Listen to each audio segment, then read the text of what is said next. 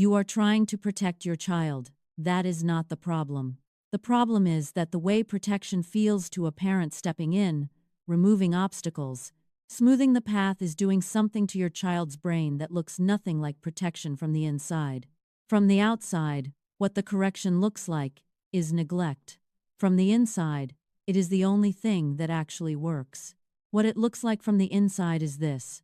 Every time a parent solves a problem the child could have struggled through, the child's brain records one data point. I could not have handled that without help. One data point does not change a child. 1,000 of them, recorded quietly over years, build something researchers have documented and named. And what it builds is not a protected child. It is a child who has learned that they cannot trust themselves. They become dependent on others in circumstances that they should not. Two ancient cultures already knew this. One named their children after it. The other built their entire school system around it. And both of them left behind something that changes how you see the moment you feel most tempted to step in. Researchers studying helicopter parenting have produced a finding that most parents never hear because it sounds like an accusation. A meta-analysis of 53 studies found that helicopter parenting significantly correlates with higher levels of anxiety and depression in children, not lower, higher. The more protected the child, the more anxious they become. A systematic review published in Frontiers in Psychology confirmed this pattern across multiple countries and multiple cultures. The children most shielded from difficulty show the highest rates of self-doubt, procrastination, and fear of failure. The biological reason is something researchers call self-efficacy. This means a child's felt belief in their own ability to handle what life sends them. Self-efficacy is not built by being told you are capable. It is built by being allowed to discover it. Every time a child works through something hard, something a parent did not smooth away, the brain adds one data point on the other side of the ledger. I handled that. I can handle things. And over time, those data points become the foundation of a person who can face difficulty without collapsing. The child who never gets to build those data points does not feel safe. They feel dependent. And a dependent child is not a protected child. They are a frightened one. That is the science. Now here is what history shows about what to do with it.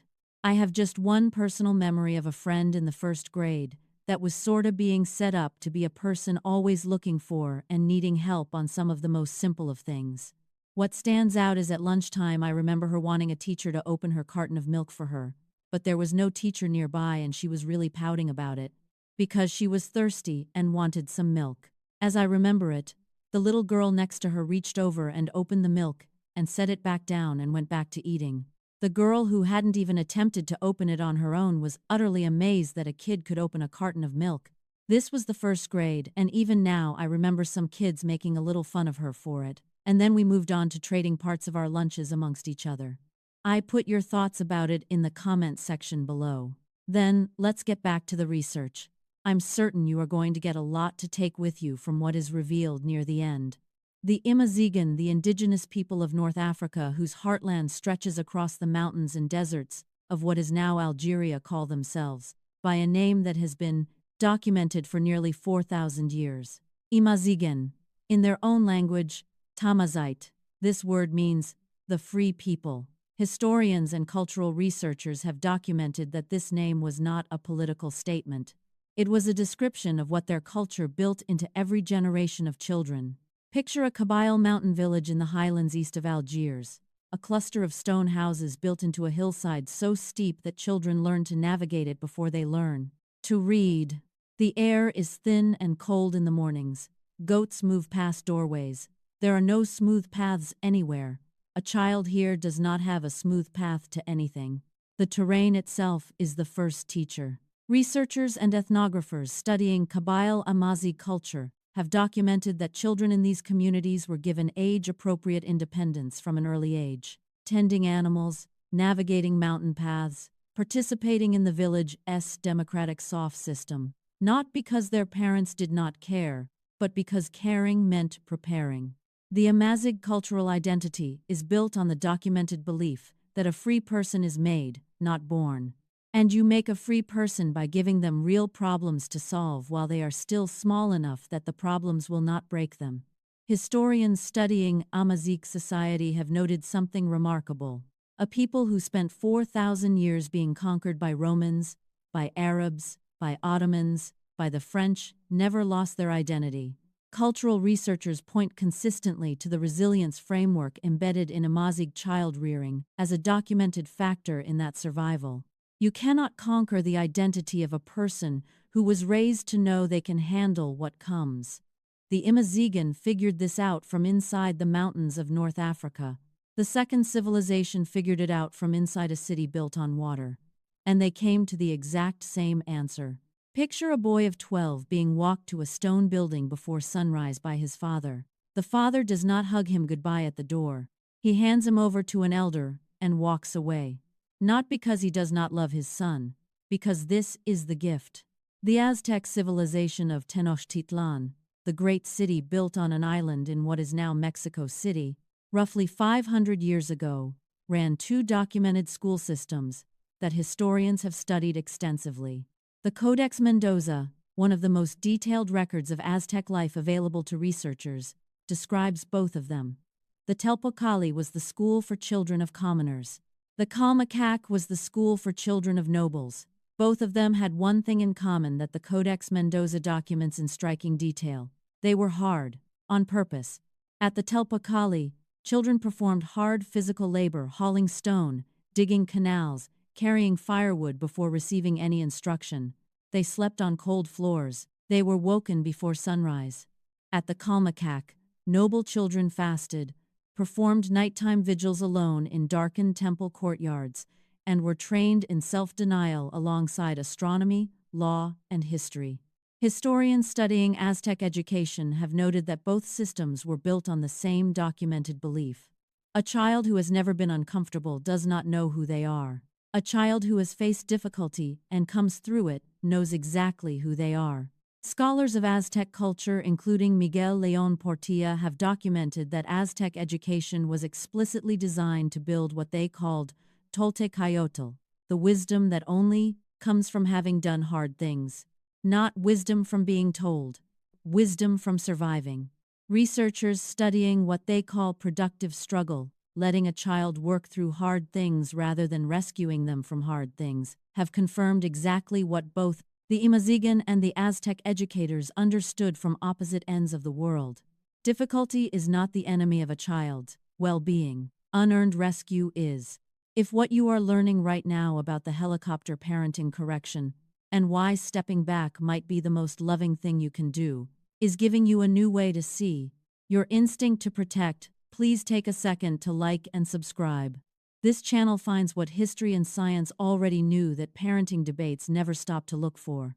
That one click helps the next parent find this. Thank you. Before the biblical wisdom that names the whole thing, let me share something important with you. With the help of some powerful AI research tools, I've created a free pattern identifier quiz that identifies which of the 4 documented parenting patterns that have been passed to you through generations of families. Knowing your inherited parenting style and your child's behavior pattern allows you to bridge the gaps in the best possible ways. It takes just 2 minutes. It's free, and the link is in the description. Proverbs chapter 22, verse 6 says this: "Train up a child in the way they should go." The Hebrew word for train here, chanakh, has been documented by biblical scholars at Blue Letter Bible to carry an agricultural meaning.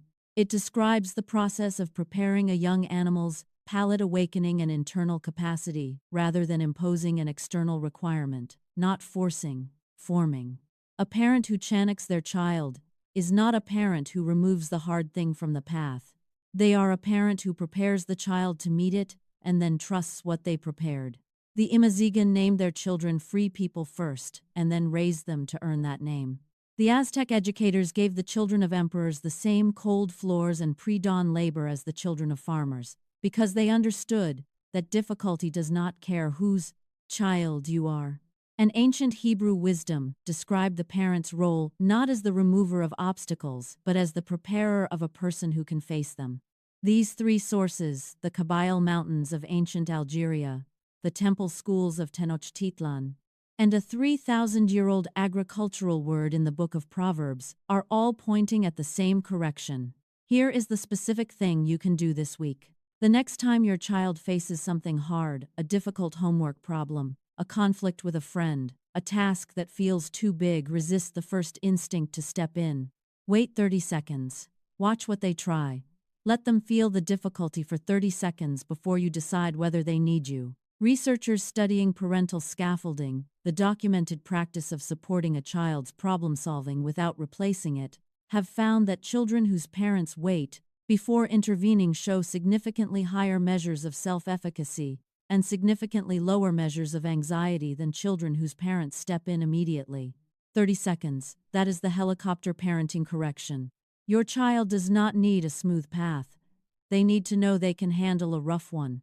That is not neglect. That is the most protective thing you can do. If this investigation changed how you see your instinct to step in, the next step is the pillar video.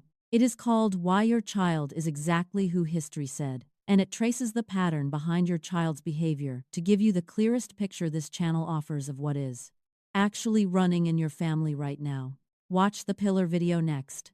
The link is in the description, and it should also be on your screen to click over to.